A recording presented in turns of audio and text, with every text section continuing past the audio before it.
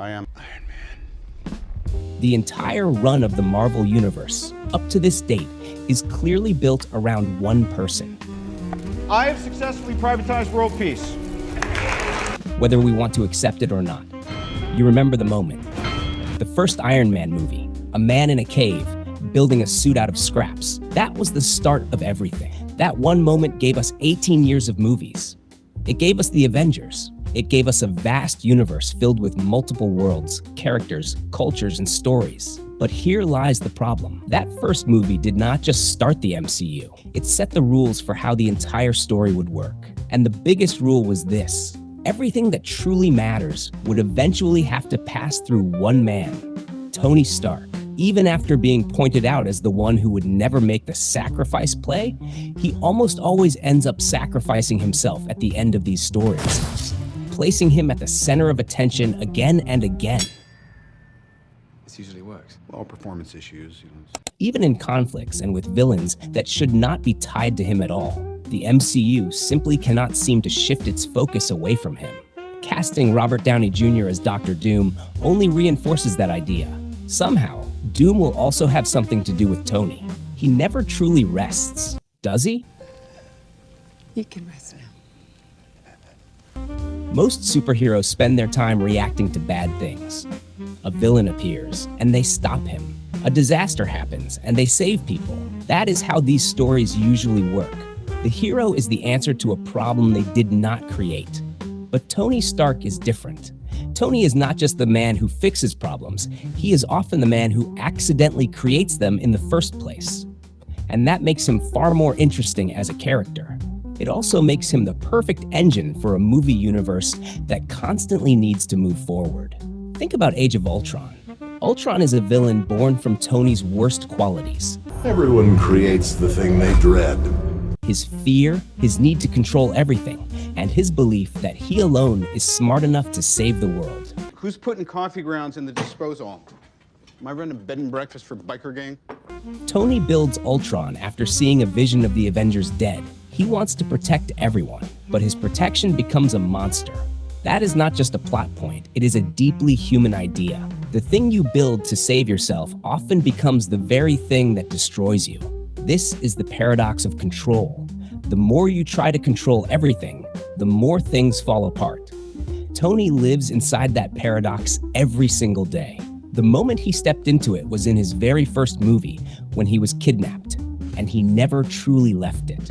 From the beginning, Tony has always tried to help, yet he increasingly makes things worse while attempting to make them better. His weapons were meant to bring world peace.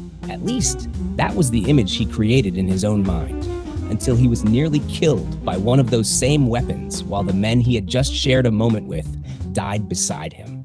That helpless man, stripped of all control, was plunged into a paradox. He never wanted to feel powerless again, so he built a suit of armor around himself. But that armor became a weapon Obadiah Stane used against him. Later, when he tried to build a suit of armor around the world, it became a murder machine that nearly destroyed both him and the very planet he wanted to protect.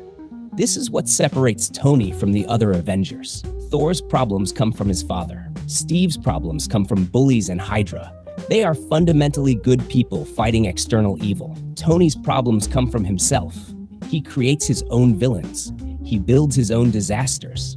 In storytelling, this is called an active protagonist, a character who drives the story forward instead of allowing the story to drive them. Tony is always pushing forward, always building, always changing the world, even when those changes make things worse before they make them better. That is why he receives more screen time. I'm sorry, Earth is closed today.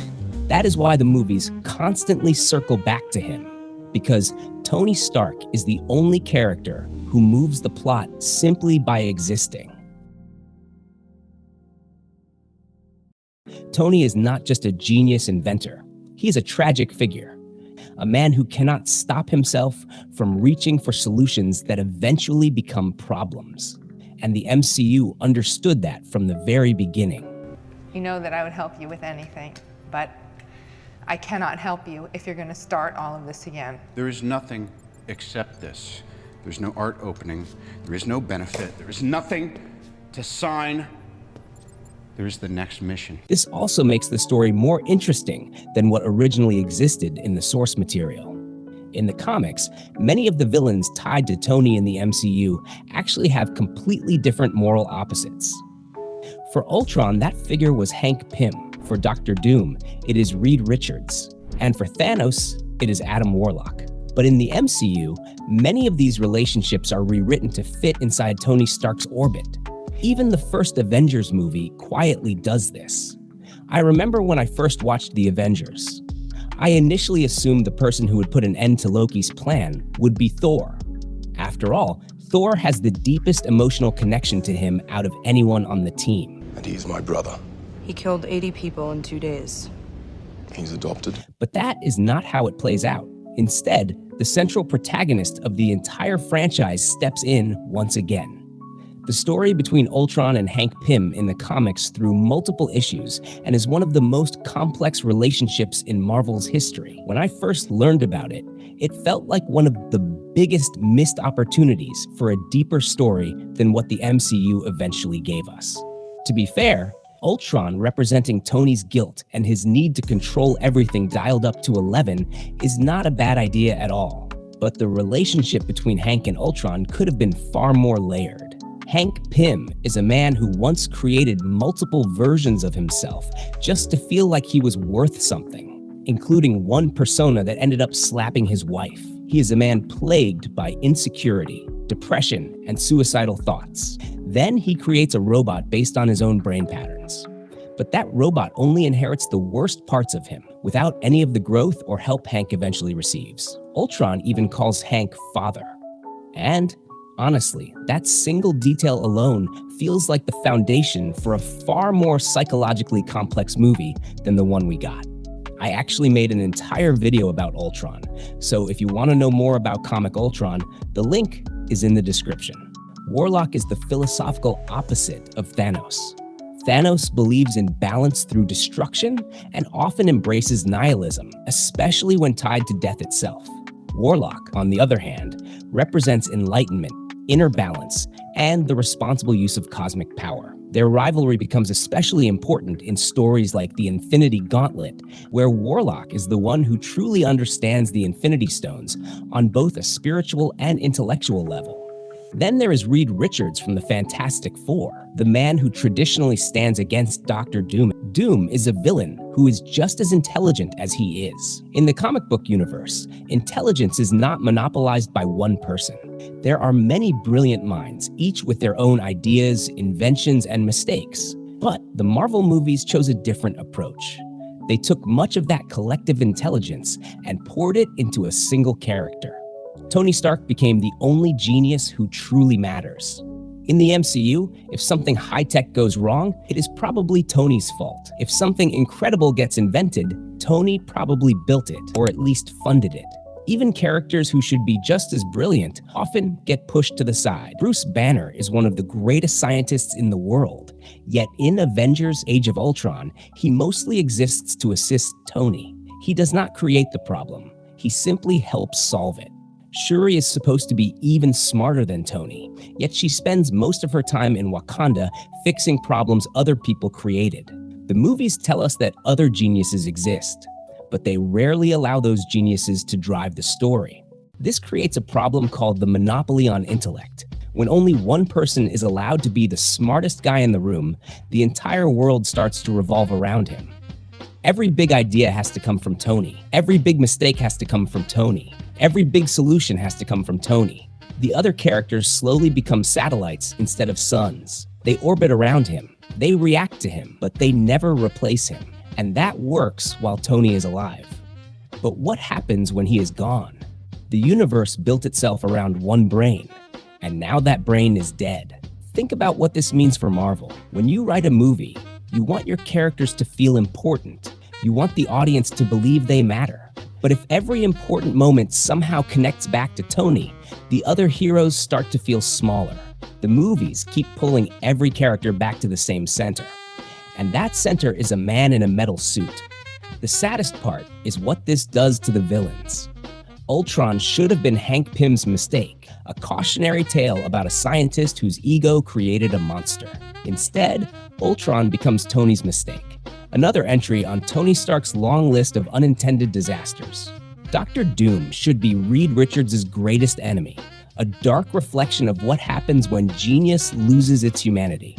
But now Doom is being played by the same actor who once played Tony Stark, which means even a villain from a completely different corner of Marvel might still end up being explained through Tony. The MCU has created a genius monopoly, and monopolies always make the world smaller. You can even see this in how other characters relate to him. Steve Rogers respects him, but constantly clashes with him.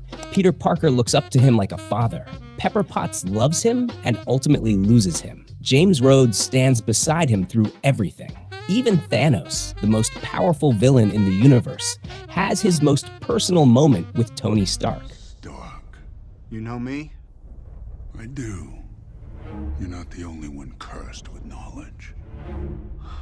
My only curse is you. He gives Tony a special connection to the very evil they are fighting, because the writers know Tony is the emotional center of the story. This is not an accident. It is a storytelling choice. When filmmakers write a story with many characters, they have to decide who the audience will emotionally follow. One option is to spread that weight evenly, giving every character the same emotional importance. But the MCU chose a different path. Instead of spreading the emotional weight across the entire cast, they concentrated it on one man. Tony is the one who carries the most pain, the most fear, and the most failure. And in the end, he is also the one who carries the greatest victory, the ultimate sacrifice, and the most powerful death in the entire saga. By doing this, the films slowly stacked more and more emotional weight onto Tony Stark until the entire universe began to tilt in his direction. In storytelling, this creates what is called a teleological center, the point that every narrative thread is unconsciously moving toward. And in the MCU, that point is Tony Stark. His choices matter more, his fears matter more, and ultimately, his death matters more. The other characters still feel real. We like them, we cheer for them, but they are not the center of gravity. They are the moons, beautiful to look at, important in their own way, but still orbiting something larger than themselves. Tony Stark is that center, and when the center of a solar system disappears, the entire system begins to drift. That is the challenge the MCU faces now. The gravity that once held everything together is gone, and they still have not figured out how to replace it. If you enjoy this kind of deeper analysis and want to support the channel, you can join the Critic Circle on Patreon. It helps me make more videos like this and explore these ideas even further.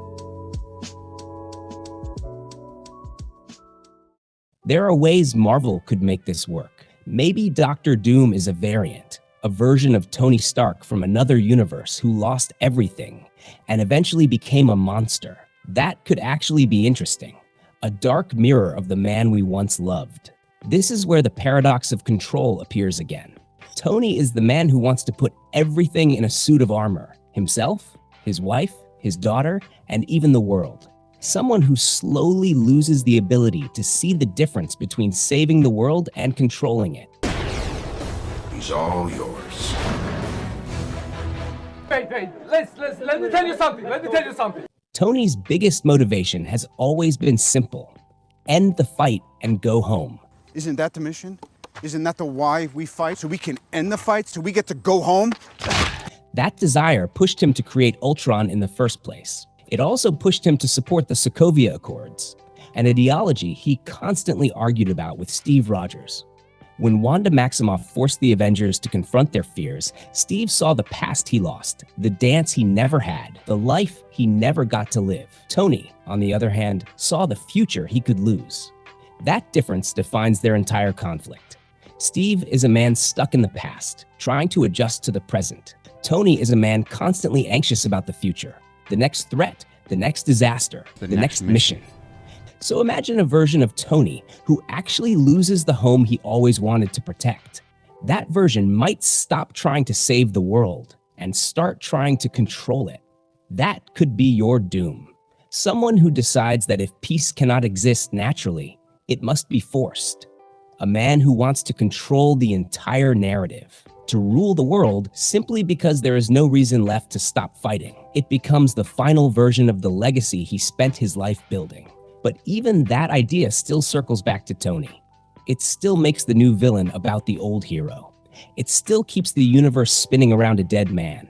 What if Doom is simply Doom? What if he has no connection to Stark at all? Then why cast the same actor? Why invite that comparison if the audience is not supposed to make it? This brings us back to the idea we discussed earlier. Tony Stark does not need a villain or even a plot. He creates them. And it makes sense that he does, because the core of Tony's character is preparation. After losing all control in that cave, Tony became a man who never wanted to be powerless again. He built more suits. He upgraded them constantly. He kept improving the technology. He even built a new arc reactor when he no longer needed one, just to power the Iron Man Mark 50 armor salon. This is the paradox of control again. The desperate need to never feel powerless, even if it slowly destroys you in the process. Tony repeatedly risks his life as if it were just another bargaining chip. In many ways, he might even be a little suicidal. There is always a thin line between life and death. And Tony Stark spends most of his life standing right on that line, waiting for a strong wind to push him to one side or the other. He often accepts death before it even arrives. In his mind, surviving that ambush in the cave gave his life a new purpose, to fix the damage he helped create. But in trying to fix those mistakes, he keeps creating new ones. Tony is not a righteous soldier like Steve Rogers. He is not an arrogant god like Thor. He is a man who sees his life as one long chance at redemption. Look at the moments when Tony stands on that line between life and death. When there are people to save, whether it is Pepper Potts or the entire city of New York, he never hesitates. But think about that final moment in Endgame. Tony already knew what he had to do. He was ready to do it, even if it killed him.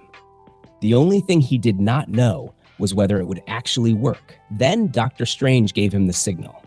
That single gesture, the quiet confirmation that this was the one timeline where they win, was all Tony needed. In many ways, Tony is the character who sees the most clearly, more clearly than most heroes with actual superpowers. His fear of losing control over everything is exactly what made him the perfect anchor for the entire universe. And maybe, because of that, even the Doctor Doom idea might not be such a bad one after all. So here we are, at the end of this thought. The question we started with was simple. Why always Tony Stark? Why do these movies keep circling back to one man? Why does Ultron become his fault? Why does Doctor Doom wear his face? Why does the entire universe feel empty without him? Now we have the answer. It was never just about Tony being popular. It was about the way the MCU was built from the ground up. The very first stone they laid was Tony Stark in a cave with a box of scraps. Every stone placed after that had to align with the first one. The entire structure was designed to lean on him. So the real question was never why always Tony.